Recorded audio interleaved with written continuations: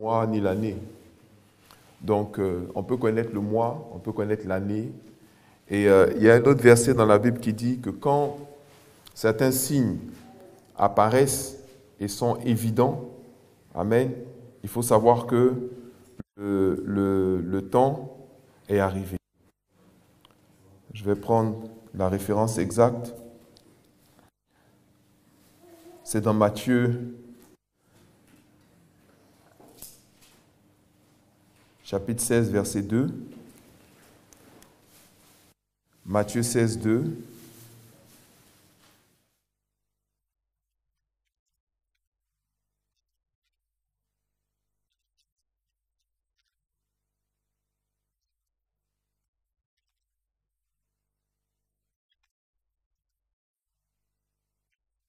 Discerner les signes des temps. Une génération méchante et adultère demande un miracle. Il ne lui sera donné d'autre miracle que celui de Jonas. Donc, vous voyez, lui-même, il dit très clairement, il dit, le soir, vous dites, il fera beau, car le ciel est rouge. Et le matin, il y aura de l'orage aujourd'hui, car le ciel est d'un rouge sombre. Vous savez donc discerner l'aspect du ciel, et vous ne pouvez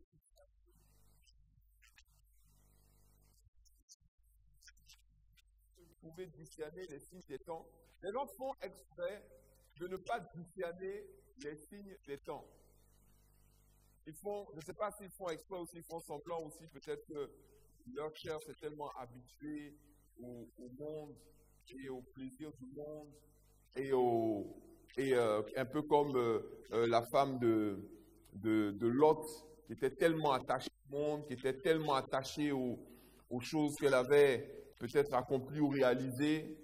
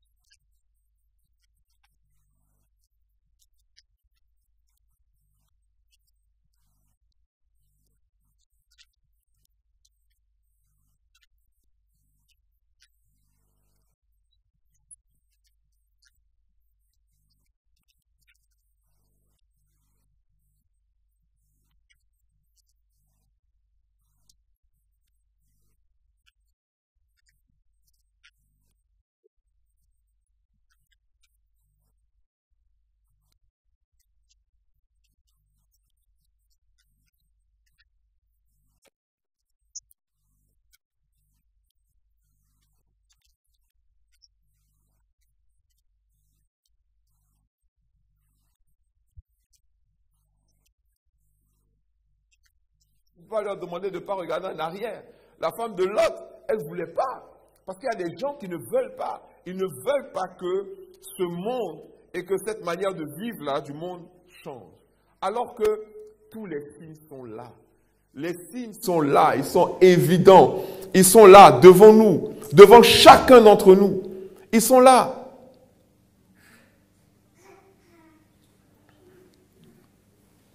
Il a dit concernant l'Antéchrist, il fera de telle sorte que nul ne puisse acheter ni vendre sans porter la marque de la bête.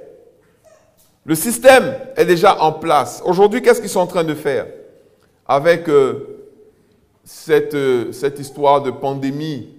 C'est d'affaiblir les gens financièrement et économiquement. Les seules personnes qui prospèrent dans ce climat-là, ce sont les agents de l'Antichrist. Tous ce qu'on appelle les GAFAM, Google, Facebook, Amazon, Apple, eux, ils prospèrent. Ils prospèrent, mais à une vitesse extraordinaire. Ils sont en train, ils ont pendant le confinement, et surtout dans cette période-là, ce sont des gens qui avancent et qui prospèrent à une vitesse. Microsoft a fait, je ne sais pas, plus de 44 milliards en moins de quelques semaines pendant le Covid. Amazon, pareil, des milliards et des milliards. Pourquoi? Parce que c'est un plan qui est initié par l'ennemi. Donc, il en fait profiter ses serviteurs. Pourquoi? Parce que bientôt, il va falloir vacciner les gens. Il va falloir leur injecter la puce. La 5G, vous avez vu comment, d'un revers de main, Macron a balayé toute contestation de la 5G. Il y a même des maires qui se vont liguer, ils vont faire un groupe pour dire non, on ne veut pas de la 5G, il faut faire attention. Tout le monde dit, mais il les a méprisés en disant qu'ils sont semblables à des gens qui veulent retourner à la lampe à huile. Il dit, c'est pas possible. Le monde entier est en train d'avancer vers la 5G. Il y a plein de pays qui ont déjà déployé la 5G. Ils ne voient pas pourquoi est-ce que la France ne va pas le faire. Donc, c'est même pas comme si on demandait l'avis de quelqu'un. Que tu veux ou que tu ne veuilles pas. La Bible, ils ont dit, 2021, la 5G est installée. Pourquoi? Il y a deux mots qui sont revenus lorsqu'ils ont parlé de la 5G. Deux mots. Il y a le temps de latence. Et puis, la vitesse. Mais le plus important pour eux, c'est le temps de latence. Le temps de latence, c'est le temps qui s'écoule entre le moment où, avec la 4G, tu donnes un ordre, hein, c'est un ordre informatique, où tu déclenches quelque chose, et puis le moment où la machine à laquelle tu donnes l'ordre réagit. C'est ce qu'on appelle le temps de latence. Donc, même là, sur cette vidéo, il y a un décalage. C'est-à-dire, si vous regardez actuellement sur les réseaux, il y aura genre un temps de latence de 4 secondes ou de 5 secondes, dépendamment de la vitesse de connexion de l'autre partie. Mais avec la 5G, ça sera instantané. Ils disent ça pourquoi? Parce qu'ils disent que, vous voyez, aujourd'hui, il y a plein de trucs automatiques qui veulent enclencher, ils ne peuvent pas le faire.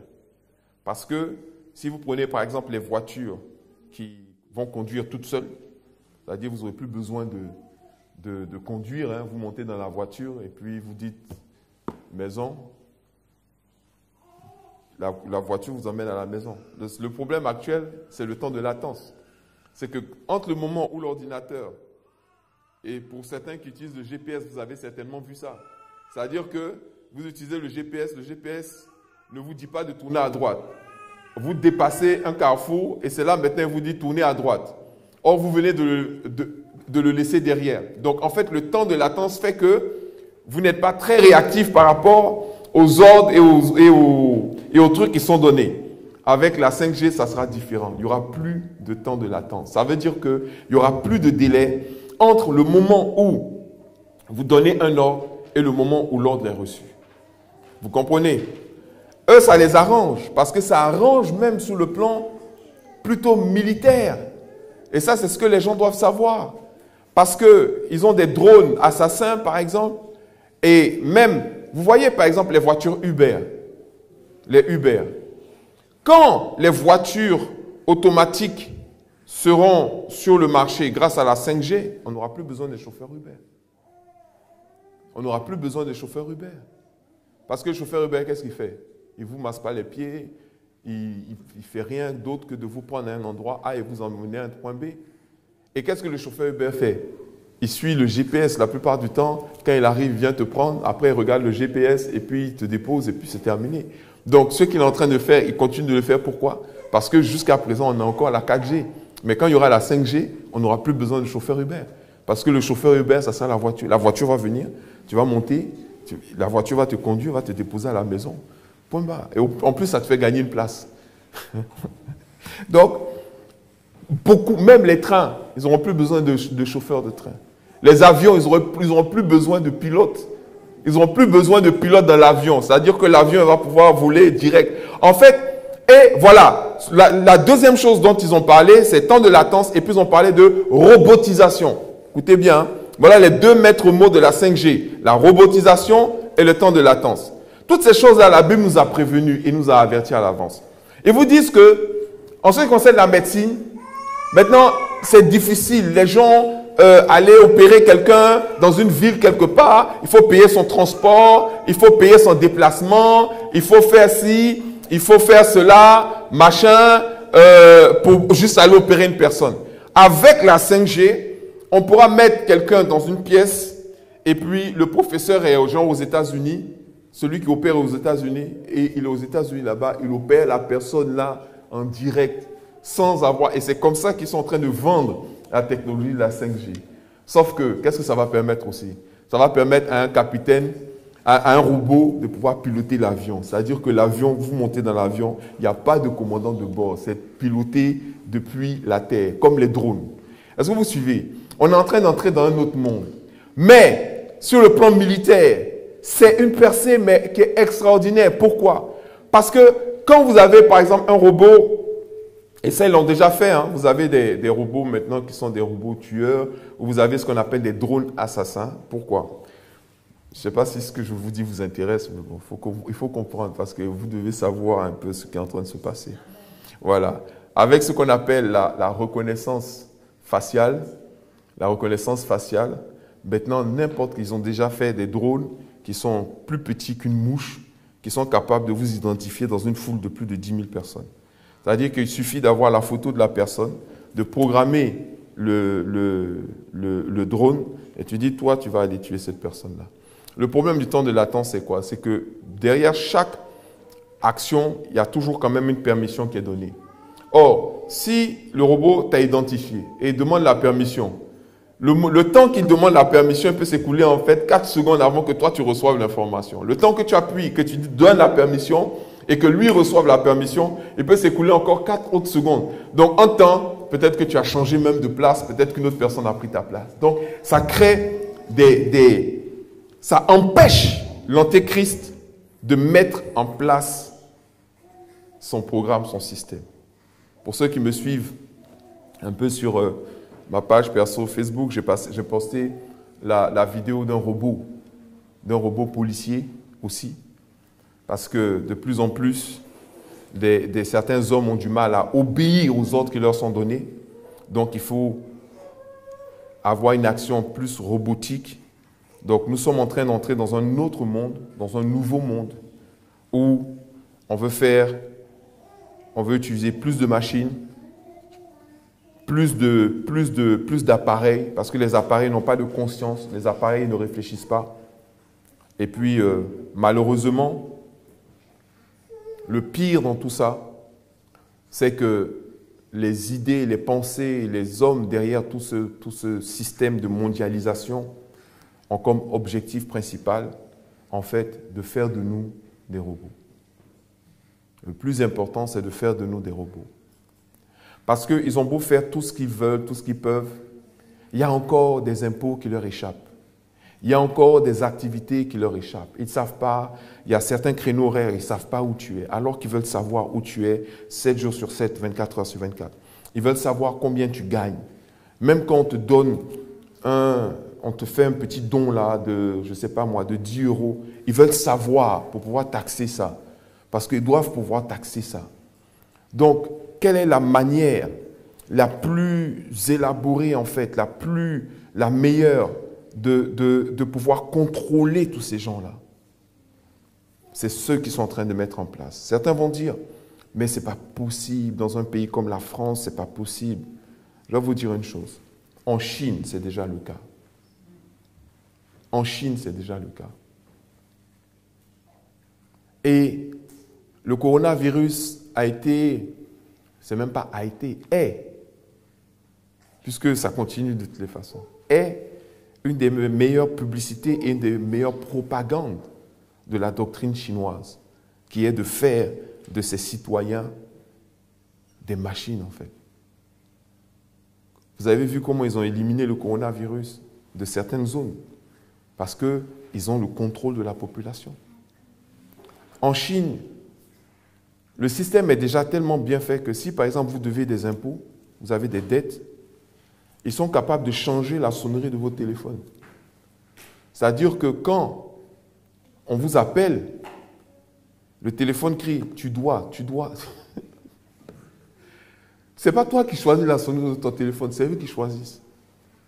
Quand tu fais une bonne action, tu as des points supplémentaires. C'est bizarre, hein? C'est-à-dire que tu aides une vieille à traverser, tu as des points. Tu vois, tu as des points qui apparaissent sur ton téléphone. Comment ils ont fait pour savoir? Parce que tout le monde est filmé, tracé, contrôlé, vérifié, ce genre de choses-là. Donc, quand tu as une dette, ils peuvent faire de telle sorte, et ce n'est pas que simplement ton téléphone sonne d'une manière différente. Hein.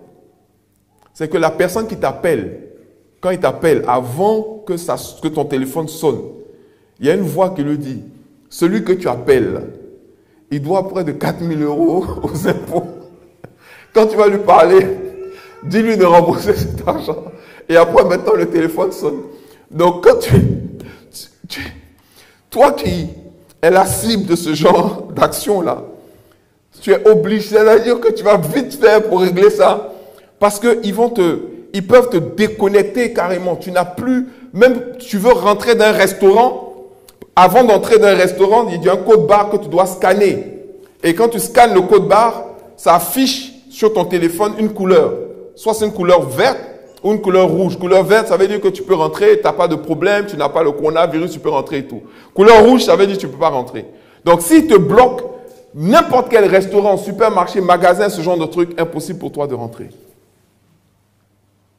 Et c'est pas comme ici où on a dit, oui, ceux qui veulent être traqués avec, je ne sais pas, c'était quoi l'application là encore là?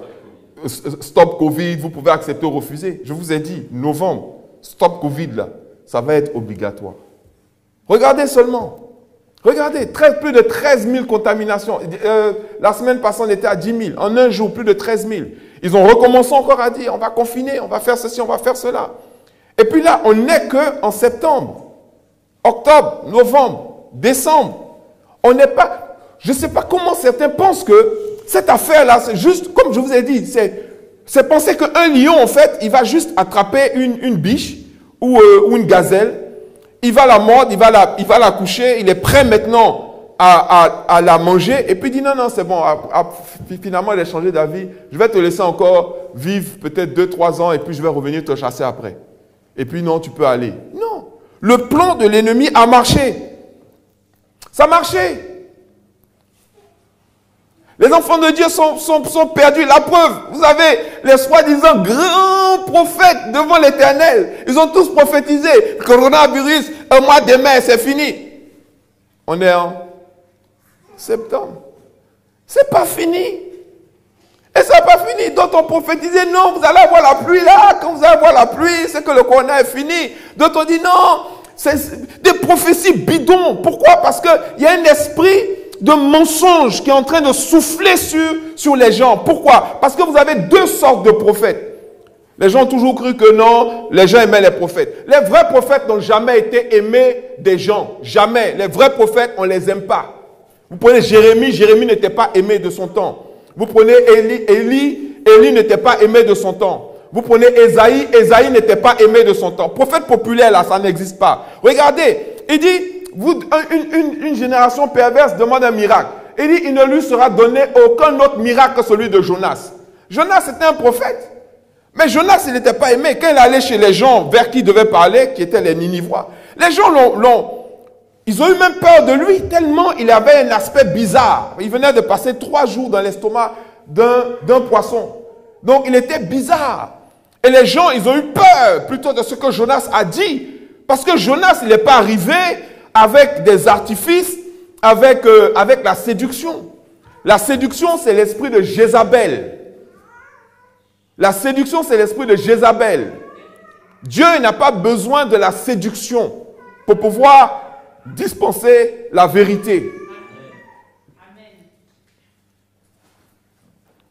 Mais ce qu'on méprise souvent, c'est le pouvoir de la chair et ce qu'on appelle le pouvoir de la subjectivité. C'est-à-dire que quand quelqu'un veut tellement quelque chose, c'est plus facile pour lui de se convaincre que c'est la volonté de Dieu, que des fois de se repentir, que des fois de changer, que des fois de se remettre en cause. C'est-à-dire qu'il va justifier son action il va justifier son acte, il va justifier sa manière de faire, il va justifier sa décision par le fait qu'il a la conviction que c'est Dieu qui lui a dit. Mais il ne peut pas accepter que c'est de lui-même, un peu comme Balaam. Balaam a été payé par les Juifs, par les ennemis des Juifs, pour aller maudire le peuple juif, pour aller maudire le peuple d'Israël. Les gens lui ont proposé beaucoup d'argent pour ça. Et Balaam, qui avait quand même une certaine crainte de Dieu, parce que même quand les gens n'ont pas la crainte de Dieu, ils ont quand même un peu de crainte de Dieu quand même. Balaam a dit, je vais aller prier Dieu, et ce qu'il va me dire de faire, c'est ce que je vais faire. Donc, il allait prier, et Dieu lui a dit de ne pas le faire. Il lui a dit, tu ne vas pas maudire le peuple d'Israël. Donc, il est revenu devant les gens, il a dit, vraiment, ce que vous me demandez est difficile, Dieu m'a dit de ne pas le faire. Mais attendez encore ici, je vais aller prier encore. Il dit, je vais aller encore prier. Et là, cette fois-ci, ce que Dieu me dit, je vais faire. Donc, il retourne prier encore. Mais moi, ma question, c'est, mais pourquoi il va prier encore une deuxième fois? Parce que si tu as prié une première fois, Dieu t'a dit non. Il revient encore et leur dit, bon, c'est bon, cette fois-ci, Dieu a dit ok. Dieu dit, c'est bon, je peux aller le faire. Et il encaisse l'argent. Pourquoi? Dieu ne lui a pas dit d'aller maudire le peuple d'Israël. La preuve. Lorsque finalement il s'est décidé à partir, il est monté sur son âne. Et il a commencé le voyage maintenant pour aller maudire le peuple d'Israël. À un moment, il devait passer dans une sorte de chemin. Et puis il y avait comme une petite porte là devant. Et l'âne s'est arrêté. Il tape l'âne. Il dit, mais avance. L'âne refuse d'avancer. Il chicote l'âne. L'âne même lui a parlé. L'âne dit, mais pourquoi tu me frappes? Balaam dit, c'est quoi ça? L'âne lui dit, mais pourquoi tu me frappes? Tu ne vois pas l'ange qui est à la porte là-bas avec une épée qui est prête à te frapper? Le problème, c'est qu'en fait, l'âne, il avait peur pour lui-même, pour sa vie, parce que si l'ange de l'Éternel frappait Balaam, il allait frapper Balaam et l'âne aussi. Donc l'âne dit, non, non, non, moi je ne peux pas aller là-bas. Donc, même l'âne savait que Dieu ne voulait pas que Balaam le fasse. Mais tellement Balaam était appâté par l'appât du gain, tellement sa chair l'avait excité, il était prêt à mentir que Dieu lui a dit, oui, tu peux aller maudire le peuple d'Israël. Il a dit, mais je leur ai donné rendez-vous quand même, comment je fais? Il dit, quand tu vas aller, au lieu de les maudire, tu vas les bénir. Donc Balaam est parti au rendez-vous. Et alors que les gens qui l'ont payé s'attendaient à ce qu'ils maudissent Israël, il a commencé à bénir le peuple d'Israël. Ils lui ont dit, mais ce n'est pas pour ça qu'on t'a payé. Il dit, mais voilà. C'est ce qu'on appelle la subjectivité. Le problème, c'est que la subjectivité, c'est fort. C'est très fort. Parce que c'est la subjectivité qui va t'amener à croire en des choses qui ne sont pas vraies, en fait. Qui ne sont pas vraies. Moi, je me suis demandé, mais pourquoi est-ce que toutes ces fausses prophéties ne font que pulluler, que les gens sont derrière, ils avalent ça, ils demandent encore même. Pourtant, le gars, il a fait une fausse prophétie une première fois. On a vu, tout le monde a vu. Non. Deuxième fois, il vient, il fait encore. Tout le monde voit. Non, non, non. Lui, non, non, non. Il vient encore, il fait une troisième fausse prophétie. Et puis on dit non, la quatrième fois, ça sera bon. Or, la Bible dit que quand quelqu'un va commencer à prophétiser et que ce qu'il va dire ne va pas arriver, il faut savoir que celui-là, Dieu ne lui a pas parlé. Mais on s'accroche encore à ça. Pourquoi? Parce qu'on ne veut pas accepter que ce monde-là passe. On ne veut pas accepter que notre style de vie, notre mode de vie passe. On ne veut pas accepter qu'il y aura encore plus de différence entre les enfants de Dieu et les enfants du diable. On ne veut pas accepter que nous sommes dans les temps de la fin.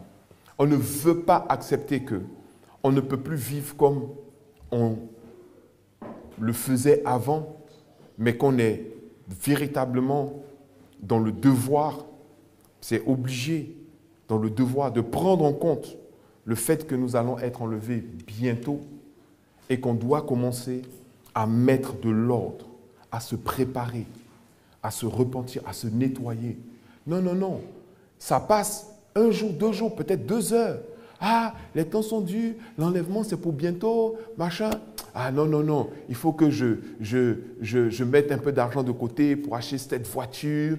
Tu commences à faire des plans, je veux cette robe. Quand quelqu'un pense à l'enlèvement, il n'est pas en train en même temps de penser à des investissements sur la terre. Il est en train véritablement de se préparer. Il est en train de se préparer. Ça ne veut pas dire qu'il ne faut pas entretenir sa maison ou s'entretenir, ce genre de choses. Mais ça veut dire que toute votre attention ne peut pas être captivée par le besoin de vivre sur cette terre.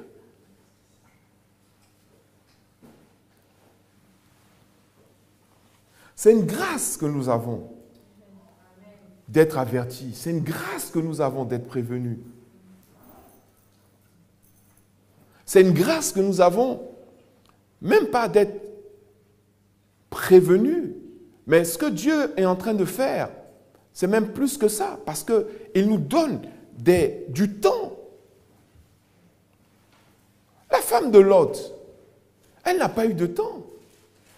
Les anges sont venus pour constater. Ils sont venus, ils ont dit, bon, on entend tellement de choses dangereuses. En plus, même, c'était même pas, voilà, des choses dangereuses. Je ne veux pas rentrer dans les détails de la chose parce qu'à un moment, c'est l'Éternel lui-même qui allait voir, en fait. Donc, ils sont venus constater ce qui s'est passé à Sodome et Gomorrhe était tellement grave.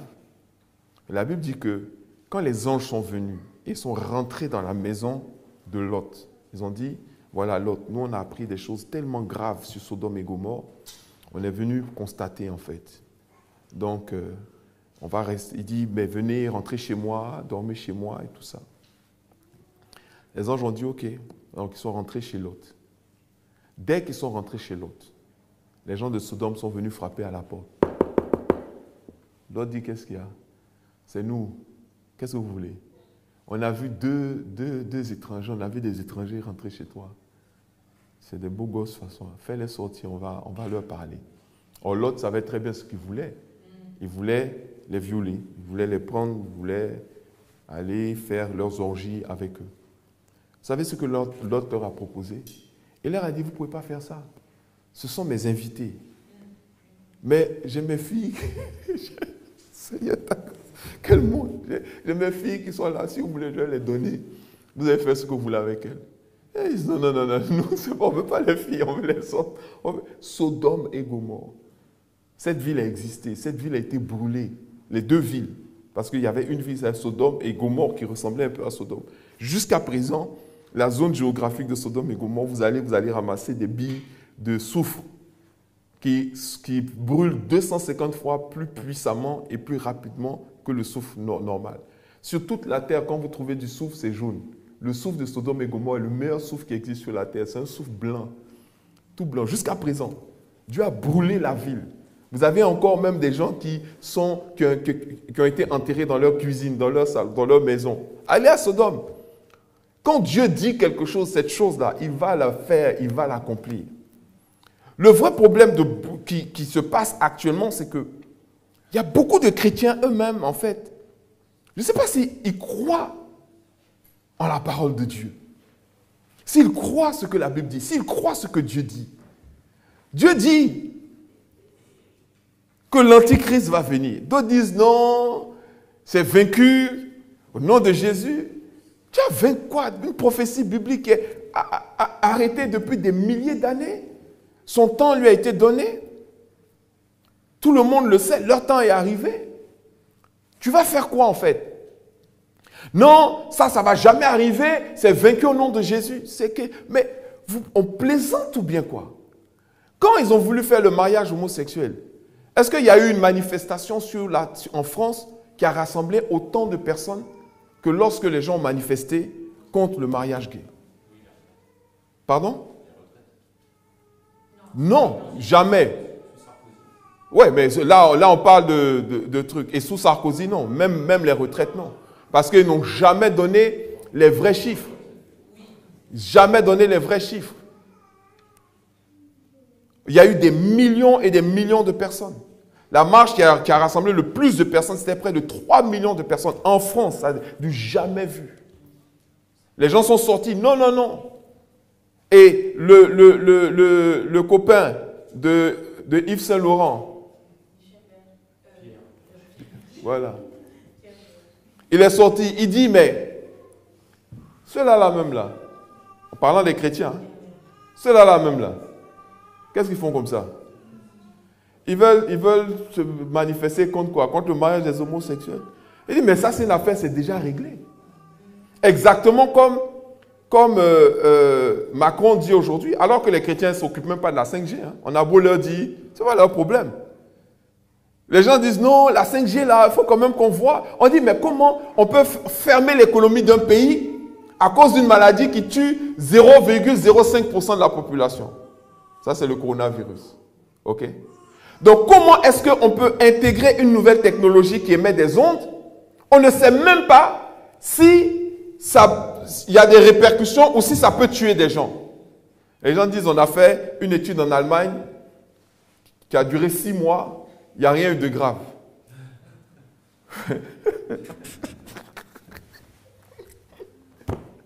6 mois, il n'y a rien de grave. Mais si on introduit la technologie de la 5G, est-ce que c'est pour 6 mois? Normalement, quand on fait l'étude de quelque chose, on doit au moins aller sur 2 ans pour pouvoir voir un peu l'impact réel que ça va avoir. Donc, si ça commence après 6 mois, ça commence à créer des cancers du cerveau. Donc, les gens vont commencer à mourir. Alors que de même, la 4G, qui est 100 fois moins puissante que la 5G, déjà rend les gens malades. Et vous mettez 100 personnes, il y a au moins une personne sur 100 qui fait des réactions aux ondes de la 4G. Il y a des gens qui sont obligés d'aller habiter dans ce qu'on appelle des déserts d'ondes, voilà, où il n'y a pas d'ondes pour pouvoir vivre, parce que ça leur donne des problèmes. Et là, vous allez déployer des antennes. À quel moment ils ont signé l'accord pour qu'on puisse déployer les antennes là? C'était pendant le confinement. Ils devaient faire une réunion pour le confinement. Ils ont dit non, non, non, on va d'abord faire passer un amendement. L'amendement, c'est quoi? On peut installer des antennes 5G sur tout le territoire français. Et ils ont commencé à installer, c'est déjà installé. Et quand les gens commencent à dire, mais on ne peut pas essayer de voir un peu la 5G là, au moins les répercussions que ça peut avoir sur la santé de la population. Macron dit, mais ceux-là, même là, qu'est-ce qu'ils veulent même? Ce sont des amis, ce sont des sauvages. Ils veulent retourner à l'ère de la lampe à huile. Donc, ce n'est même pas la peine. Même si on fait une marche de 10 millions, ce qui ne va pas arriver, puisque tout le monde a peur maintenant. Corona. Tout le monde a peur. Même si on fait une marche même de 10 millions de personnes, pour dire que oui, on ne veut pas de la 5G, il y aura la 5G. Parce ils ont vendu même les licences là, il n'y a pas longtemps. Ils se sont déjà partagé le gâteau. Il y aura la 5G. Il y aura le vaccin. Il y aura le marquage numérique. Et ce n'est pas non, au nom de Jésus, c'est vaincus qui vont changer ça. La vraie question, ce n'est pas, à ce stade, est-ce qu'on peut empêcher ces choses? Parce qu'on ne peut pas les empêcher. On n'est pas assez fort, on n'est pas assez unis, on n'est pas assez un, on n'est pas assez déterminé. Et de toutes les façons, c'est normal qu'on ne soit pas déterminé à se battre pour les choses du monde. Parce que c'est la même question que les gens posaient à Jésus. Ils ont dit, mais tu dis que tu es le Fils de Dieu, mais pourquoi tu ne te bats pas? Pourquoi est-ce que tu ne luttes pas pour montrer qui tu es, ce que tu fais et ce genre de choses? Jésus dit, mais parce que mon royaume n'est pas de ce monde. Il dit, je ne vais pas me battre pour les choses de ce monde. Il dit, si mon royaume était de ce monde, et si je voulais me battre pour ce monde, il dit, en un claquement de doigts, les anges de mon Père seraient venus me chercher, ils auraient même maîtrisé même tout Israël. Personne n'allait me crucifier. Je n'ai pas à me battre pour ce monde. C'est ce qu'il dit. Parce que le temps n'est plus à se battre ou n'est même pas à se battre pour ce monde. Le temps, et ça Jésus l'a dit aussi à ses disciples, parce que lui-même, il s'est préparé à la crucifixion. Vous voyez? Je vais vous dire une chose. Si on ne se prépare pas,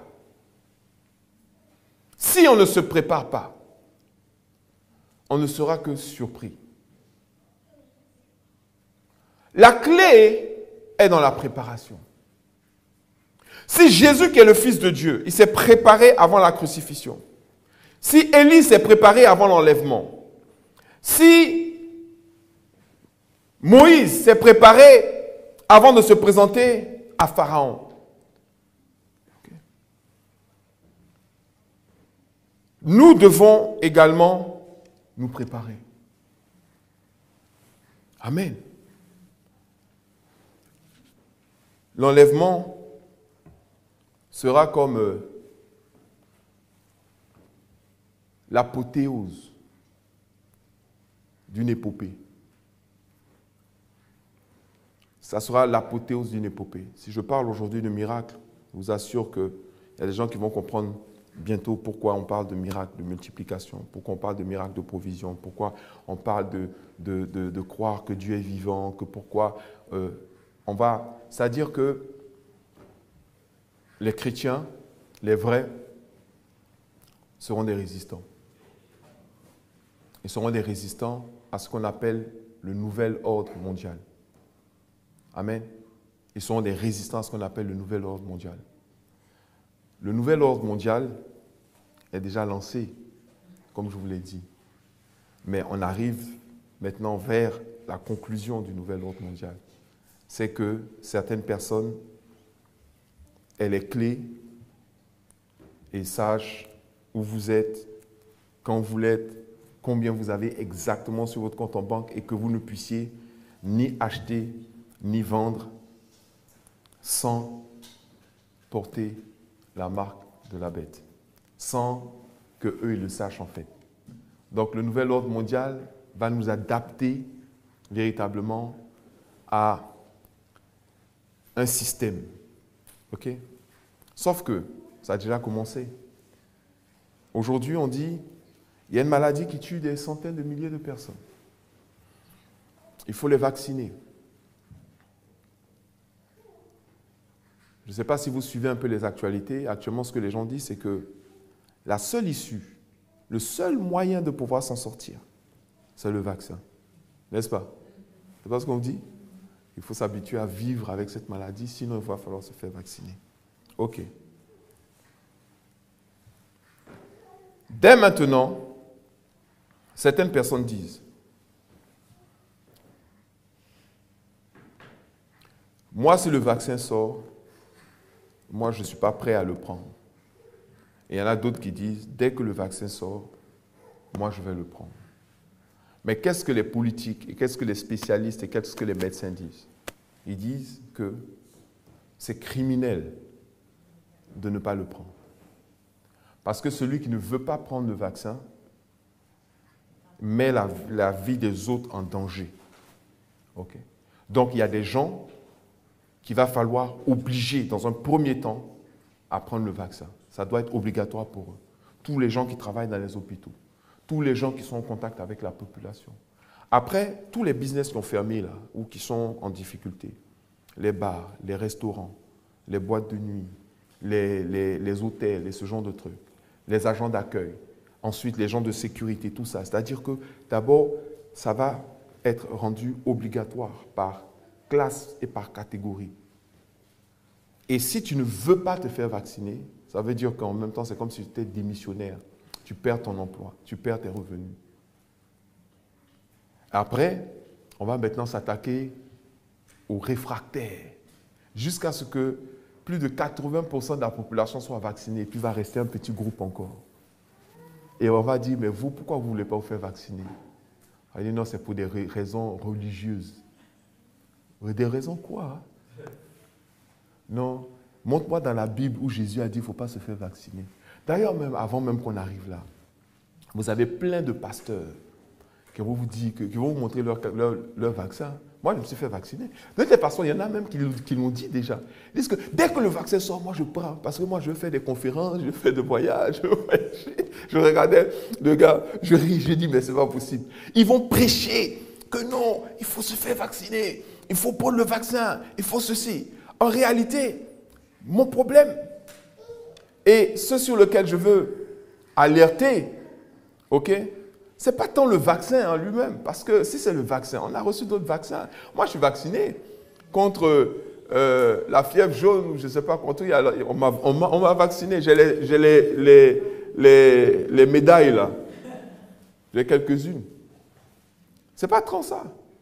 La vraie question, ce n'est pas le vaccin. En fait, ce n'est pas ça le vrai problème. Le vrai problème, c'est la raison, c'est-à-dire c'est cet acte-là qui veut que tu dois pouvoir prouver que tu es vacciné. C'est ça la question. Tu dois pouvoir prouver que tu es vacciné. En fait. Parce que si tu es vacciné, c'est bien. Mais qu'est-ce qui prouve? Ça sera ça la question. Tu viens au service, tu dis oui, moi je vais m'occuper des enfants. On dit ok, tu veux t'occuper des enfants, mais est-ce que tu es vacciné? Tu dis oui, je suis vacciné. On dit mais ouais, la preuve. Tu vas faire quoi? Tu vas dire non, voilà mon carnet de vaccination. Jamais. Carnet de vaccination, ça ne marche plus. Et ça ne va plus marcher. Vous savez à cause de quoi? À cause du Congo, à cause du Cameroun, à cause de la Côte d'Ivoire. Vous avez dit mais comment? Quand je vais en Côte d'Ivoire, on me dit monsieur, votre carnet de vaccination. Tu dis, ah, j'ai oublié mon carnet de vaccination. Il dit, bon, ça, tu sais que, vous savez qu'on va vous vacciner là. Tu dis, ah non, vrai, là, moi, je n'ai pas envie de me faire vacciner à l'aéroport. On dit, bon, tu as 2000. Si tu as 2000, on te donne le carnet de vaccination, on te met tous tes vaccins en retard, on te met le vaccin de cette année. Si tu veux même pour 2021, on te met aussi. Et puis, on signe, on te donne ton carnet de vaccination. Personne ne te vaccine de quoi que ce soit. Est-ce que vous voyez? Un peu comme les gens qui vont au pays chercher leur permis de conduire. Il va, il prend le permis de conduire, il paye, il revient. Sans même passer aucun examen, rien du tout. Tu payes la somme, tu prends le permis.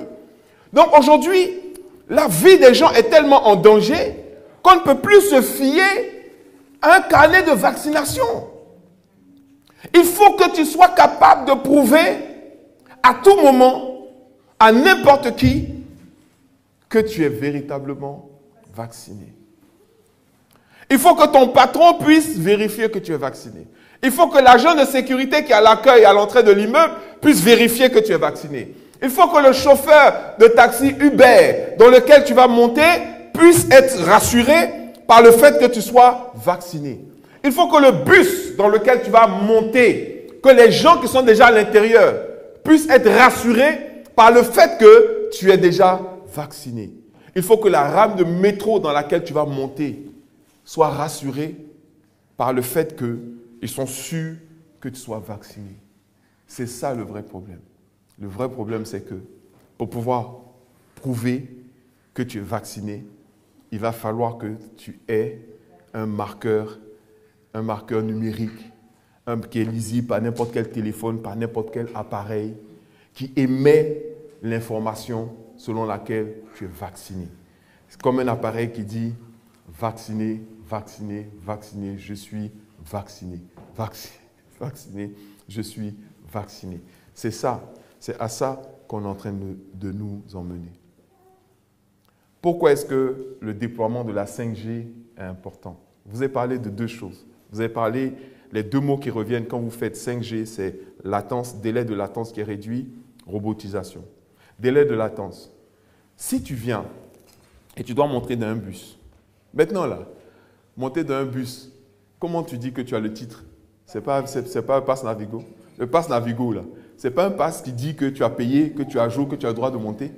Donc, tu vas dire non, mais mettez que je suis vacciné sur le pass Navigo. On dit non, parce que Navigo, c'est pour la RATP.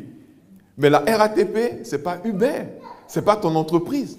Donc, il va falloir forcément que ce soit quelque chose qui soit sur toi et qui dise effectivement que tu es vacciné. Donc, de la même manière que tu valides le pass Navigo pour pouvoir entrer dans le bus, tu vas devoir valider que tu es vacciné pour pouvoir entrer dans le bus. Maintenant, parlons du délai de latence. Pourquoi est-ce qu'on doit réduire le délai de latence?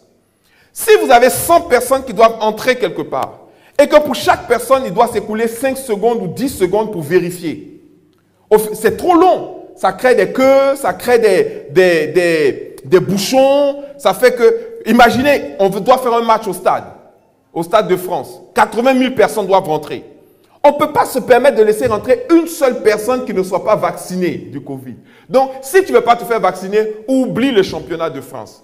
Oublie le PSG. Ici, c'est Paris. On va faire ça chez toi à la maison. Un jour, ils vont vouloir venir te vacciner de force. Mais si tu vas aller au stade, vous allez être 80 000 personnes qui cherchent à rentrer au Parc des Princes. D'accord.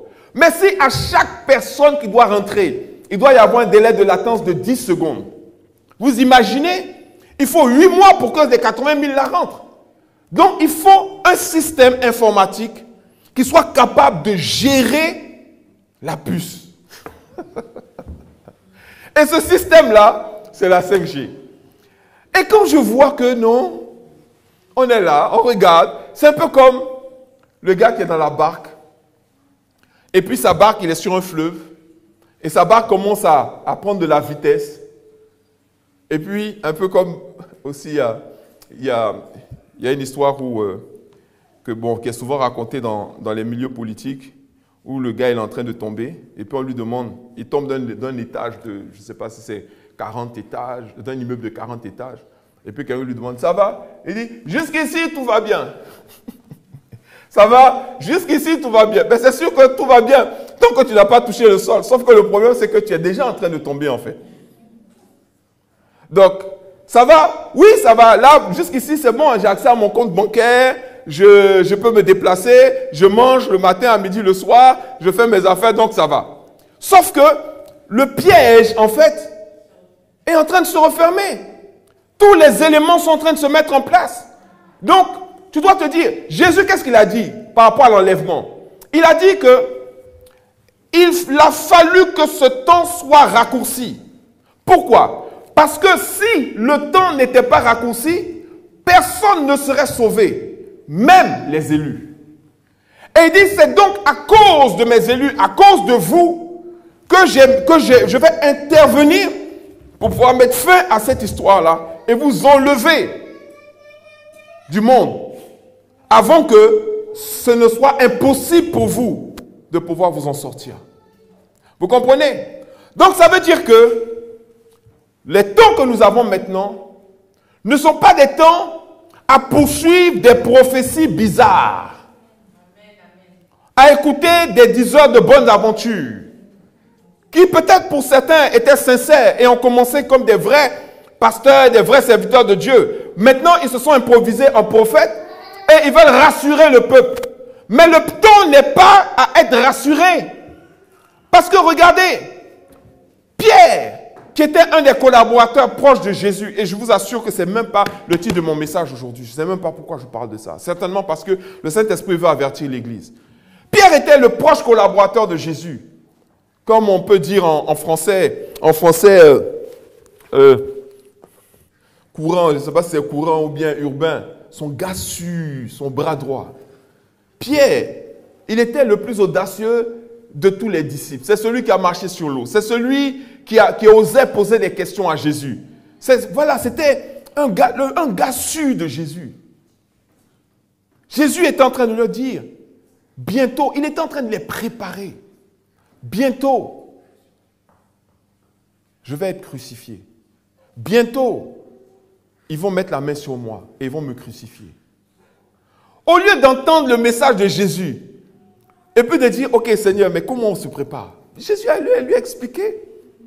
Jésus lui-même s'est préparé. Jésus lui-même, il est allé dans le jardin de Gethsemane. Il a prié. Il a prié jusqu'à l'agonie. Il a vécu le combat de la croix avant la croix. Alléluia. C'est ce qu'on appelle gagner avant de combattre. Moïse, il avait déjà gagné contre Pharaon avant de se présenter à Pharaon. Jésus, il avait déjà vaincu la croix avant de se présenter devant la croix.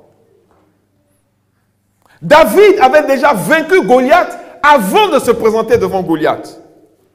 Dieu n'est pas un Dieu d'improvisation, il est un Dieu de préparation.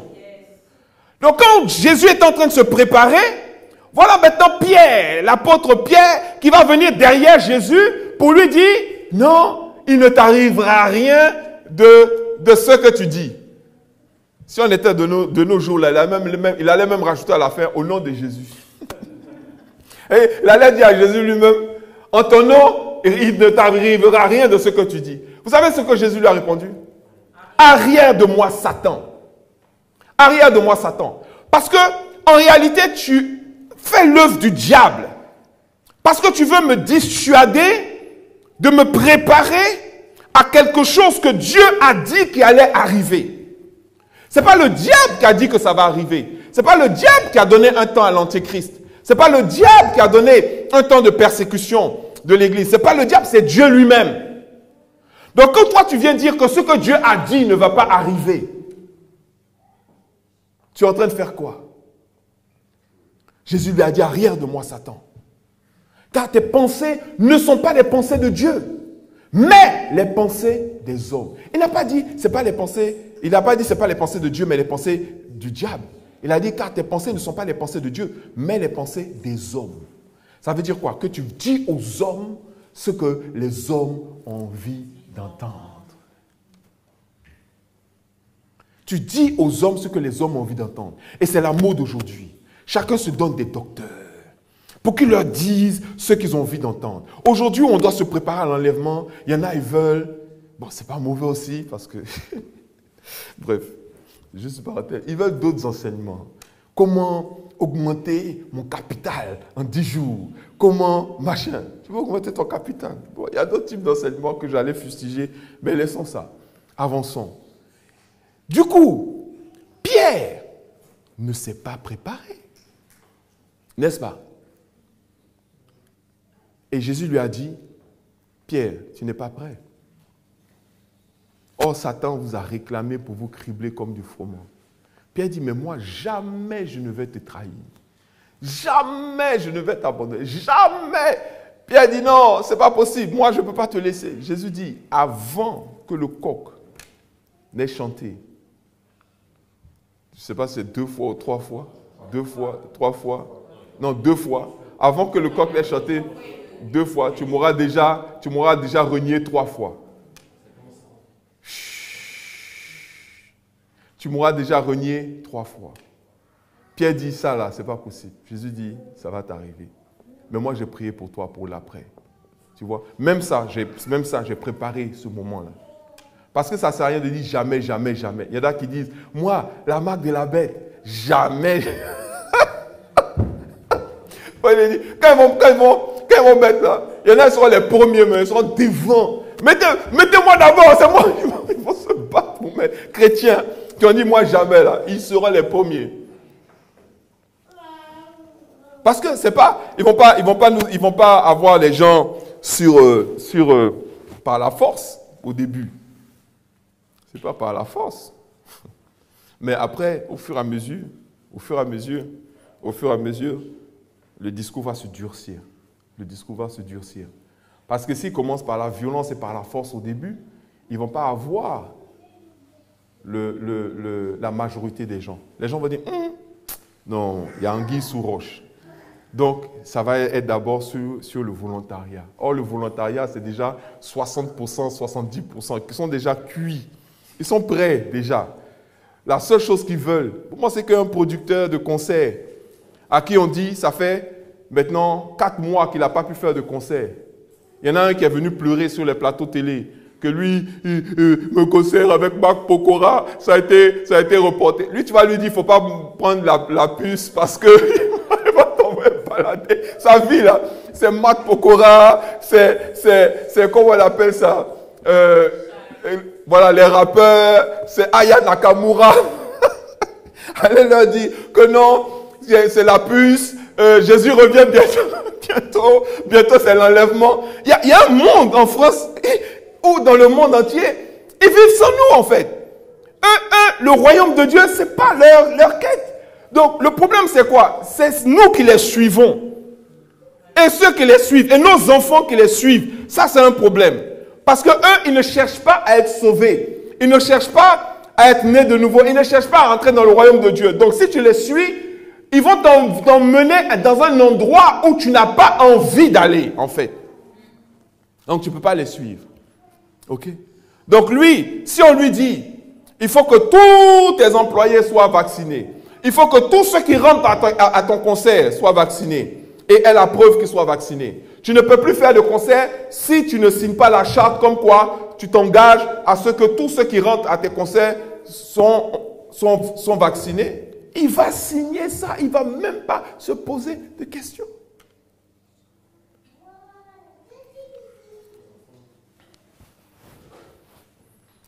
Et là même encore, ça concerne les païens.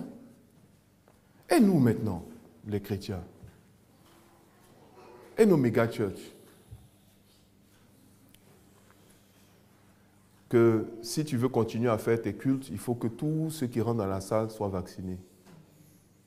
Il faut que toi-même, le pasteur, tu sois vacciné, que tous tes collaborateurs soient vaccinés. Il ne faut pas que quelqu'un puisse toucher quelqu'un d'autre s'il n'est pas vacciné.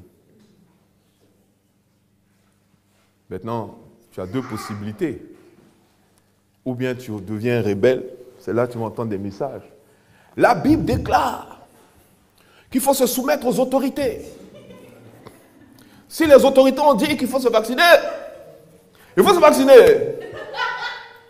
Là, maintenant, c'est là les choses que... Moi-même, je suis allé me faire vacciner. Je vous assure que quand je me suis fait vacciner, j'ai parlé en langue en même temps. J'ai vu Dieu. Dieu me... C'est-à-dire, vous allez avoir toutes sortes de simagrées pour qu'un seul but, en fait. Pouvoir continuer le train-train quotidien. C'est pour ça qu'il dit, il fit de telle sorte que nul ne puisse acheter ni vendre. Ça veut dire que personne ne puisse avoir des transactions financières, des transactions matérielles. Personne ne va pouvoir s'enrichir ou personne ne va pouvoir produire des richesses, ok, sans porter la marque de la bête. Apocalypse chapitre 13, verset 16. 7 plutôt. Que nul ne puisse le faire. Et donc, je vous assure, je sais que ce n'est pas facile, mais il faut se préparer. Hein. Il y a une grande partie, c'est psychologique. Parce que c'est dommage. Regardez par exemple nos enfants. On est obligé de les vacciner pour qu'ils aillent à l'école. Si demain on te dit que non, si ton enfant n'est pas vacciné, il ne peut plus venir à l'école, tu fais quoi?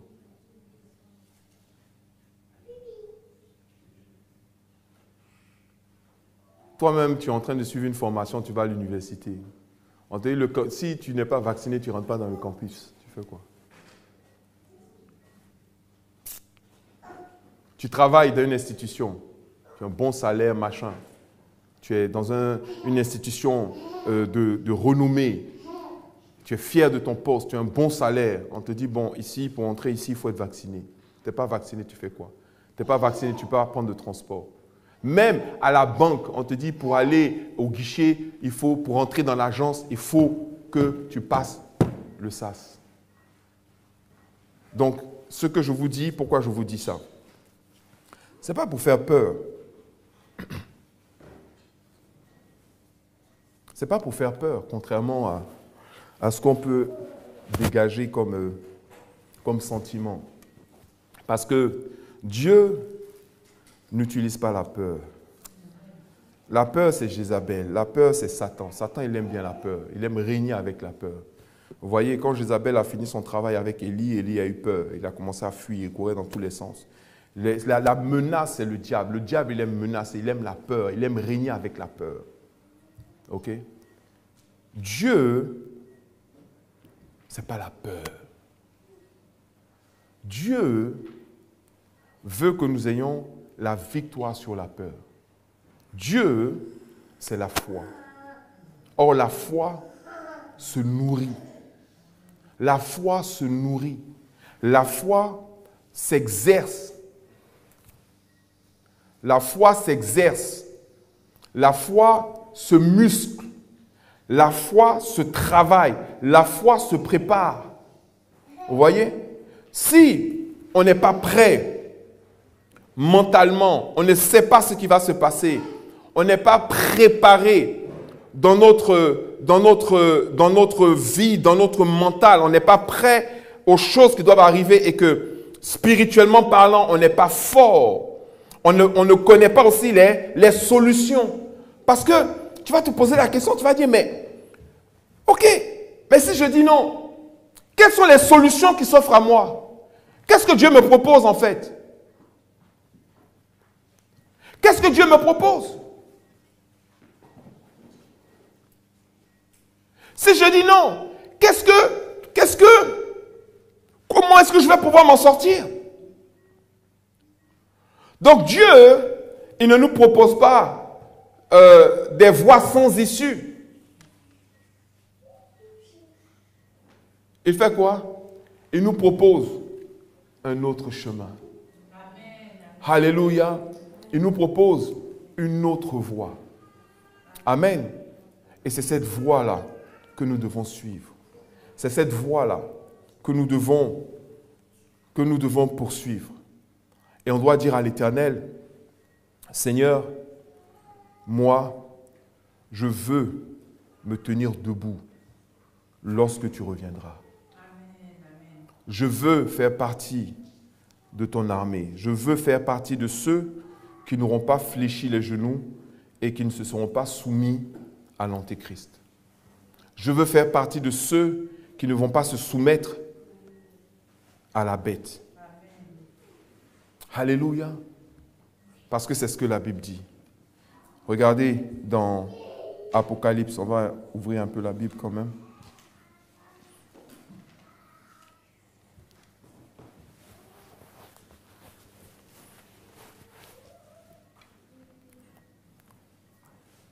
Verset 7, Apocalypse 13, 7.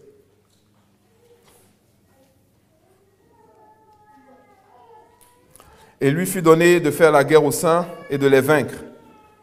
Et lui fut donné toute autorité sur toute tribu, tout peuple, toute langue et toute nation.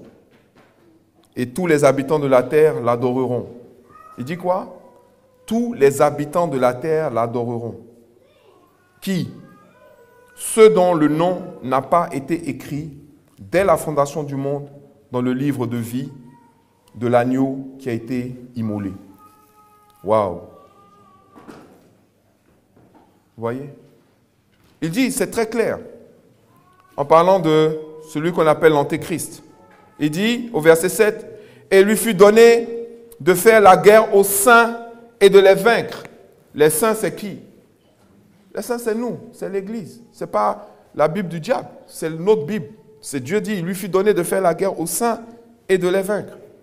Et il lui fut donné, vous savez pourquoi je dis ça? La dernière fois, je regardais une intronisation du nouvel évêque des églises de réveil du Congo. Je vous assure que si vous ne lisez pas le titre, le sous-titre, vous allez penser que vous êtes dans une secte ou bien que vous êtes à l'église catholique. Vous avez maintenant des archibishops, des bishops évêques, des bishops, je ne sais pas quoi. C'est le concours d'accoutrements glorieux avec des chapeaux, des trucs. Il y en a même qui ont des casques de pape avec des cannes, tout ça. Maintenant, j'ai été consacré évêque, je suis bishop, je suis ceci, je suis cela. Je me dis, mais à quel moment les chrétiens, les chrétiens, vous savez, est-ce que Pierre c'était un bishop? L'apôtre Pierre, c'est un bishop. Paul, il était archibishop. L'apôtre Paul, il était archibishop. On nous a donné 5 ministères. Les uns comme apôtres, les autres comme prophètes, les autres comme pasteurs, comme docteurs, comme évangélistes. Vous avez vu archibishop dans la Bible? Or, maintenant, on a des archibishops avec des chapeaux rouges, des costumes rouges. Ils sont habillés, on dirait, je ne sais pas quoi. Mais c'est terrible. Et quand j'ai vu ça, j'ai vu aussi l'équivalent aussi en Côte d'Ivoire. Et j'ai vu l'équivalent aussi je ne sais pas moi, dans tous nos pays là. C'est quoi cette affaire-là? C'est qu'on a tourné le dos à la simplicité de l'évangile. Et il lui fut donné autorité sur toute tribu, tout peuple, toute langue et toute nation. Donc l'autorité lui est donnée. Ça veut dire quoi? Le contrôle, le pouvoir. Tout peuple, toute tribu. Et tous les habitants de la terre. La Bible dit tous les habitants de la terre. En fait, ça veut dire quoi? Ça veut dire que si tu habites la terre, tu vas l'adorer. L'adoreront. Mais qui, précisément? Ceux dont le nom n'a pas été écrit dès la fondation du monde dans le livre de vie de l'agneau qui a été immolé. Ça veut dire que même là, je peux parler. Il n'y a que ceux dont le nom est écrit dans le livre de vie dès la fondation du monde qui vont pouvoir saisir le message, se l'approprier et puis marcher sur cette base-là. D'autres vont dire, oh, le pasteur là, vraiment, depuis là, il est en train de parler de ces trucs-là.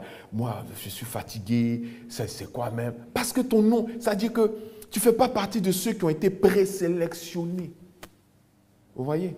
Parce que la présélection chez Dieu aussi, ça existe. C'est pour ça qu'il a dit que Jacob et Ésaü, ils étaient encore dans le ventre de leur mère. Et il avait déjà fait son choix. Il avait déjà choisi Jacob. Il avait rejeté Ésaü. Des frères, même père, même mère, de même sang. Amen. Je peux continuer? Donc, il faut que ton nom soit écrit dès la fondation du monde. Ensuite, il dit quoi au verset 9? C'est très instructif aussi. Il dit, si quelqu'un a des oreilles, qu'il entende. Vous voyez? Ça veut dire que ce n'est pas donné à tout. Tout le monde a des oreilles, non? Mais il y a des oreilles qui te permettent d'entendre ce qu'il est en train de dire. Si quelqu'un mène en captivité, il ira en captivité. Si quelqu'un tue par l'épée, il faut qu'il soit tué par l'épée. C'est ici la persévérance et la foi des saints. OK?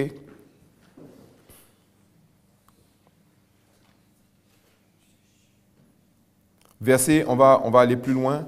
On va aller au verset 14. La Bible dit, elle séduisait les habitants de la terre par les prodiges qui lui étaient donnés d'opérer en présence de la bête.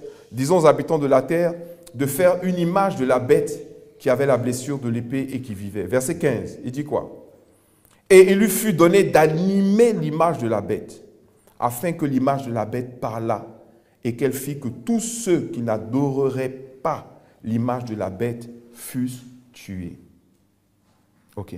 Et elle fit que tous, petits et grands, riches et pauvres, libres et esclaves, reçussent une marque sur leur main droite ou sur leur front, et que personne ne put acheter ni vendre sans avoir la marque. Ok? Donc, il fit de telle sorte qu'on puisse animer l'image et faire que tous ceux qui n'adorent pas l'image de la bête fussent tués. Vous savez, on avait les smartphones, n'est-ce pas? Aujourd'hui, on a les smart TV, n'est-ce pas? Vous savez ça, non? On a les smart TV. Le seul truc qui manque à la smart TV maintenant pour que ça puisse faire ce que la Bible nous dit que ça fait, c'est juste comme nos téléphones, là, une petite caméra. Vous savez, la dernière fois, j'ai ouvert un compte. Et pour l'ouverture du compte, on me demandait de faire une identification. Donc, j'ai dit, ben, ok, donc le rendez-vous, c'est où, quand? On dit, non, vous avez un téléphone, non? Je dis, oui. Ils disent, bon, ils ont envoyé un truc. Il fallait cliquer. Quand j'ai cliqué, ça ouvert ma caméra. On dit, regardez, tournez la tête à gauche, tournez la tête à droite, regardez en haut, regardez en bas, ça fait une photo 3D. Après, on dit, bon, ils ont fait toute l'identification sur le téléphone. Voilà. Demain, nos télévisions, il n'y aura plus de télécommande. Tu veux changer de chaîne, tu fais ça. Tu aimes, tu n'aimes pas, ça change. C'est-à-dire qu'ils vont équiper nos télévisions de caméras.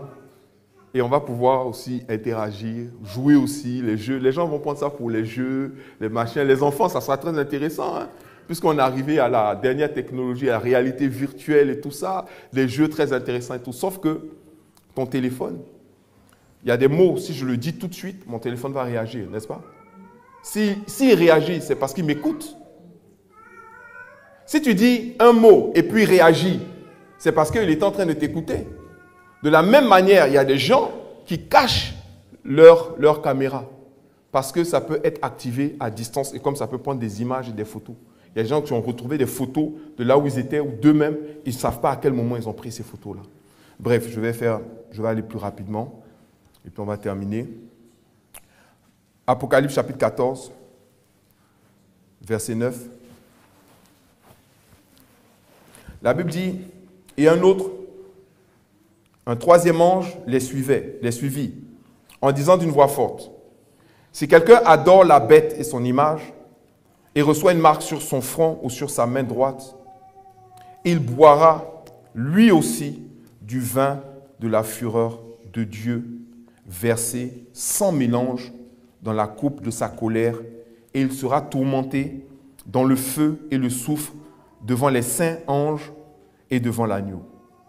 Notez bien, parce que demain on va vous dire que ce n'est pas vrai, que c'est faux, que non, on peut porter la marque, on peut avoir la puce, on peut avoir la marque, ça ne fait rien, c'est rien. Regardez, il dit quoi? Et un autre, verset 9, un troisième ange les suivit, en disant d'une voix forte,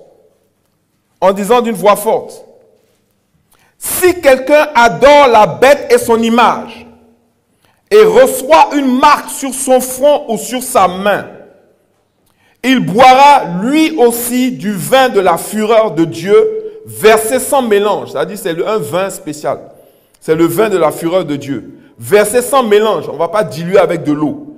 Dans la coupe de sa colère. Et il sera tourmenté dans le feu et le soufre devant les saints anges et devant l'agneau. Et la fumée de leur tourment monte au siècle des siècles et ils n'ont de repos ni jour ni nuit. Ceux qui adoreront la bête et son image et quiconque reçoit la marque de son nom. Et ensuite il dit au verset 12, c'est ici la persévérance des saints qui gardent les commandements de Dieu et la foi de Jésus. Amen. Au verset 13 il dit, et j'entendis du ciel une voix qui disait, écris. Et donc il écrit. Qu'est-ce qu'il doit écrire?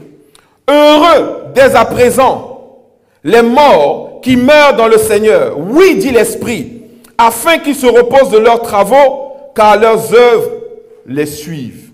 Qu'est-ce que ça veut dire? Ça veut dire que ceux qui sont déjà morts là, il faut être content pour eux. Parce que le plus dur, c'est pour ceux qui sont vivants actuellement. Amen. Amen. Ça ne veut pas dire qu'on ne va pas avoir, il n'y a pas d'issue. L'issue, c'est la persévérance. L'issue, c'est la foi. L'issue, c'est la préparation. L'issue, c'est la marche dans le surnaturel. L'issue, c'est de refuser. C'est-à-dire, vous ne pouvez pas vaincre l'antéchrist avec les méthodes de l'antéchrist. Je parle à quelqu'un? Vous ne pouvez pas vaincre le système avec les méthodes du système. Vous ne pouvez pas vaincre l'antéchrist avec les méthodes de l'antéchrist. Vous ne pouvez pas vaincre Satan avec les méthodes de Satan. C'est pour ça qu'il faut choisir.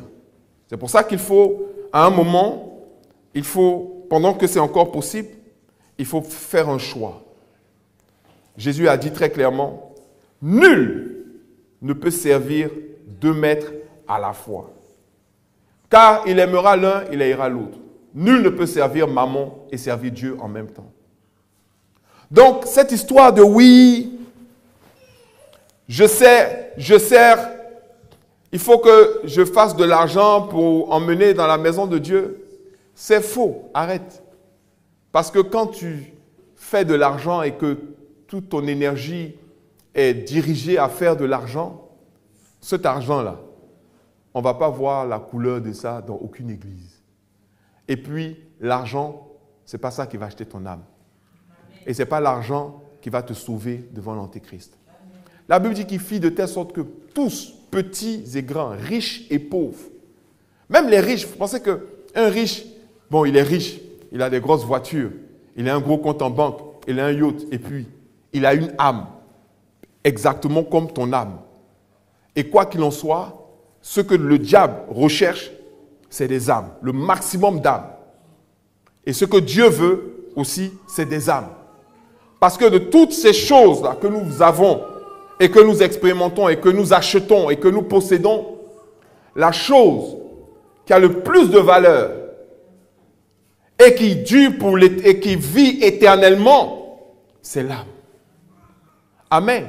C'est pour ça qu'il a dit, que servirait-il à un homme de gagner le monde s'il devait perdre au prix de son âme?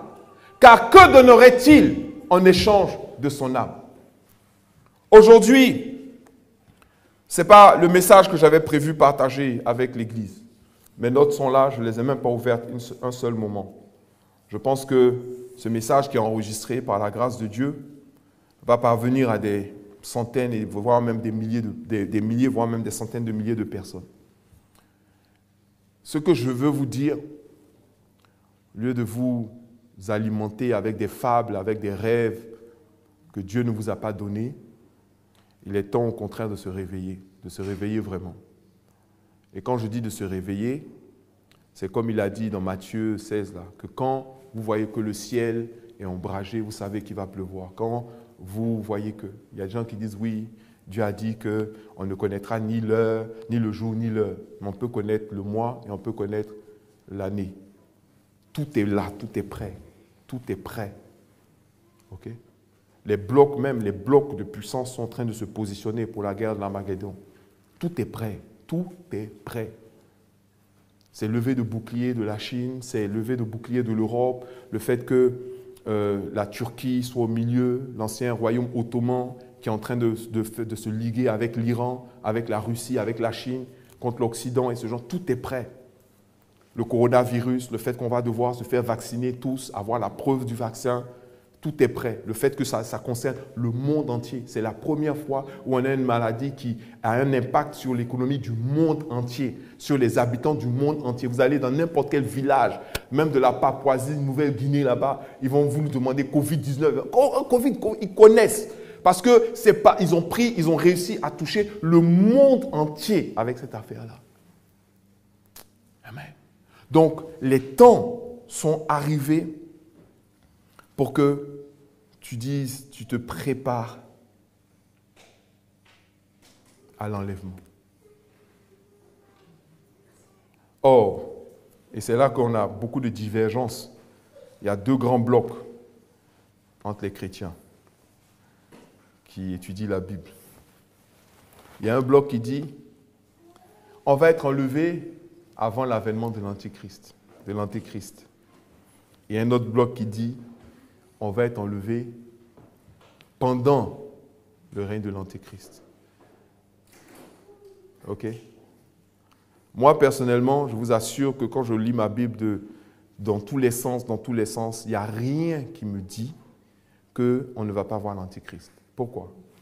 Même les versets que je viens de lire tout de suite là. Il dit que ceux qui vont l'adorer, ils vont prendre part à la colère de Dieu. Donc, si on est enlevé, pourquoi nous dire qu'on va prendre part à la colère de Dieu si on l'adore ou si on porte la marque? Donc ça, c'est encore un autre argument que les gens vont dire. Mais si on te propose la marque, l'Antéchrist, il est déjà venu. Tu n'as pas été enlevé, l'enlèvement s'est déjà passé, mais ce n'est pas vrai. Je vous assure, mes frères et mes sœurs, je vous assure, il est temps de se préparer. Il est temps de se détacher petit à petit du monde. Il est temps de se détacher de l'argent. Quand je détache de l'argent, ça ne veut pas dire qu'il ne faut pas gagner de l'argent. Tu dois gagner. Mais tu n'as pas besoin de te focaliser sur ça pour pouvoir en avoir en réalité. Parce que l'Éternel pourvoit à tous nos besoins selon ses richesses avec gloire en Jésus-Christ. Il faut commencer à marcher dans la paix, à marcher dans le repos de Dieu, à marcher dans la foi. Il faut que la provision de l'Éternel soit quelque chose d'aussi palpable que cette chair que je touche ou bien que les gens que tu vois. Il faut que ta marche avec Dieu dans le surnaturel et dans le miraculeux soit réelle. Il faut que tu t'attendes à Dieu. Pourquoi Dieu a fait le peuple d'Israël passer 40 ans dans le désert? Il a expliqué après. Il a dit, vous avez passé 40 ans dans le désert. Vous êtes resté 40 ans dans le désert pour apprendre que je peux prendre soin de vous dans le désert. Si Dieu a été capable de s'occuper de plus de 2 millions de personnes dans un désert, pendant 40 ans, il dit, vos chaussures ne se sont pas trouées, vos habits ne se sont pas détruits, vous avez eu à manger, vous avez eu à boire. Personne n'est mort de faim dans le désert quand Dieu s'occupait d'eux. Ce n'est pas toi qui vas mourir de faim, ce n'est pas toi qui vas avoir des problèmes, ce n'est pas toi qui vas te mettre... Il faut que ta confiance en Dieu, il faut qu'elle atteigne un niveau qui dépasse la normale, qui dépasse ce que tu as déjà expérimenté jusqu'à aujourd'hui. Et je peux te garantir une chose, Dieu ne t'abandonnera jamais et tu auras la victoire sur l'Antéchrist. Mais si tu continues d'avoir confiance au système, tu continues d'espérer dans le système, tu continues d'écouter les mensonges du système, alors le système petit à petit va t'éloigner de Dieu. Et à un moment, quand on va te présenter la solution qui est la marque, tu vas dire, mais si je ne prends pas ça, qu'est-ce que je vais faire? Comment je vais manger? Comment je vais m'habiller? Où je vais me loger? Et tu vas sombrer dedans. Or, tous ceux qui vont sombrer dedans, comme la Bible a dit, ils vont boire de la coupe de la colère de Dieu sans que ce soit mélangé. On va se lever, on va prier le Seigneur. Alléluia. Alléluia. Alléluia. Tu vas te lever, tu vas prier ton Dieu ce matin. Tu vas lui dire, Seigneur, j'ai entendu. Enfin, si tu as entendu vraiment, hein. Alléluia, parce qu'il a dit que ceux qui ont des oreilles pour entendre, entendent. Amen. Donc, ce n'est pas donné à tout le monde de l'entendre. Mais si tu l'as entendu, tu vas lui parler ce matin. Tu vas lui dire, Seigneur, équipe-moi, prépare-moi. Alléluia. Élève la voix, prie ton Dieu ce matin. Prépare-moi pour l'enlèvement. Prépare-moi pour l'enlèvement. Alléluia. Prépare-moi pour l'enlèvement. Prépare-moi à avoir une vie surnaturelle, à avoir une marche surnaturelle dans ces temps de la fin. Donne-moi, Seigneur, d'être comme les vierges sages. Vous voyez la parabole des 10 vierges. Il y avait 5 folles, il y avait 5 sages. Les 5 sages ont passé leur temps à se préparer. Alors que les 5 vierges folles, elles ont passé leur temps à continuer de faire ce qu'elles avaient l'habitude de faire. Alléluia. Mais quand le temps est arrivé, quand le temps de l'enlèvement est arrivé, l'époux a pris les 5 sages et il a fermé la porte. Alléluia. Oh my God, Dieu est en train de me parler là actuellement. Je vais vous dire quelque chose. Parce que je vais dénoncer encore un autre mensonge. On vous dit, il y aura 2 enlèvements. C'est-à-dire que Dieu va d'abord lever l'Église, les saints, ceux qui seront vraiment forts, et puis ceux qui seront restés, ils vont être persécutés. Et puis, qu'est-ce qui va se passer après encore? Genre, ils vont être aussi enlevés après. Mais c'est faux, parce que la parabole des 5 vierges sages et des 5 vierges folles, regardez ce qui s'est passé.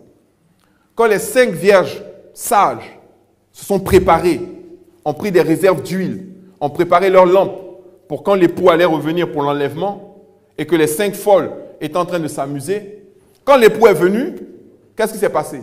Il a pris les 5 sages, n'est-ce pas? Et puis ils ont fermé les portes.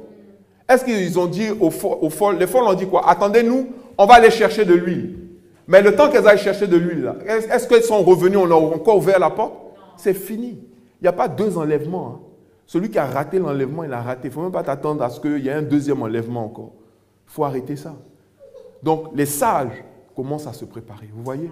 Nous sommes, faites de moi une vierge sage au nom de Jésus. Alléluia. Élève la voix et prie ton Dieu ce matin. Élève la voix et prie ton Dieu. Je fais le choix, Seigneur mon Dieu, de te servir. Je fais le choix, Seigneur mon Dieu, de demeurer devant toi, de tenir debout, de tenir ferme. Je fais le choix, Seigneur mon Dieu, de ne pas me laisser séduire par le monde ou par l'esprit du monde et me laisser avaler par le monde ou par l'esprit du monde. Je fais le choix, Seigneur mon Dieu, de ne pas être happé par les mensonges de ce monde. Je déclare au nom de Jésus que je ne vais pas me laisser perdre par les mensonges de l'ennemi. Je ne vais pas laisser ma chair prendre le dessus. Je ne vais pas laisser mes envies charnelles prendre le dessus. Je ne vais pas laisser l'amour de ce monde prendre le dessus sur mon âme, Seigneur. Je déclare au nom de Jésus que je veux t'appartenir et que je t'appartiens. Je suis à toi. Je veux te servir. Je veux te servir, je veux t'appartenir. Et j'ai fait mon choix. Mon choix, c'est le royaume. Mon choix, c'est l'éternité. Mon choix, c'est ta présence pour l'éternité. Mon choix, c'est la crainte de l'éternel. C'est la crainte de Dieu. Mon choix, c'est le service dans ta maison jusqu'à ce que tu reviennes et pour l'éternité. Je refuse de faire partie de ceux qui sont séduits et de ceux qui se laissent séduire par les strass, par les paillettes, par la gloriole du monde. Je refuse de ceux qui vont se laisser compromettre et qui vont changer leur message, changer leur discours, changer les prophéties, mentir pour dire aux gens ce qu'ils ont envie d'entendre, pour avoir la popularité. Seigneur mon Dieu, si je te plais à toi, je suis satisfait. Mon cœur est dans la joie. Si je te plais à toi et si je te sers toi, mon cœur est dans la joie. Pas besoin d'artifice, pas besoin de luxure, pas besoin d'argent, pas besoin de strass et de paillettes, pas besoin d'être acclamé par le monde et par le système du monde. Ton système est celui que je veux voir régner dans ma vie et dans la vie de chaque personne qui entend ce message, qui marche selon ce message, qui a envie véritablement d'être sauvé, Seigneur. Que ce soit ton système qui prévale, le système qui provoque le miracle, le système qui provoque le surnaturel, le système qui provoque la provision. Merci pour ce que tu fais dans notre vie. Merci parce que tu sauves nos familles, tu sauves nos enfants, tu sauves nos âmes, tu sauves nos frères et nos sœurs. Tu nous sauves au nom de Jésus. Cela est ta promesse. L'apôtre Pierre a dit, crois au Seigneur Jésus et tu seras sauvé, toi et ta famille. Seigneur mon Dieu, je crois que ton salut va parler plus que toute autre chose et que nous allons pouvoir enlever nos enfants du mensonge de la pornographie, du mensonge de la starification, du mensonge de l'image, du mensonge de tout à l'image. Nous allons pouvoir les arracher des mensonges, des mangas, des mensonges des super-héros, des mensonges que le diable utilise pour pouvoir les pervertir, pour pouvoir les voler, pour pouvoir affecter leurs âmes. Seigneur, nous les retirons de l'initiation à la sorcellerie, de l'initiation à la pédopornographie, de l'initiation, Seigneur mon Dieu, à toutes les pratiques sexuelles déviantes, à tout ce que le monde et les ambassadeurs du diable sont en train de distiller dans leurs pensées, dans leur vie, dans leur âme. Je brise cela au nom de Jésus. Et je déclare, Seigneur, que la crainte de l'Éternel va s'emparer de nos cœurs et de nos vies. Et qu'il y aura des hommes et des femmes qui auront véritablement la crainte de l'Éternel. Et qui vont pouvoir communiquer la crainte de l'Éternel à leurs enfants. Aujourd'hui, les gens n'ont plus la crainte de Dieu. Les enfants n'ont plus la crainte de Dieu. Je brise cela au nom de Jésus. Je déclare que la crainte de Dieu va s'emparer de nous, va s'emparer de nos cœurs, va s'emparer de nos vies, va s'emparer de nos enfants. Ils n'auront pas besoin de jouer la comédie, mais seront réels et seront sincères. Nous n'aurons pas besoin de jouer la comédie, mais nous serons réels et nous serons sincères au nom de Jésus. Merci Seigneur pour ta grâce dans nos vies. Au nom de Jésus, nous avons prié et le peuple de Dieu dit Amen. Tu peux acclamer ton Dieu ce matin.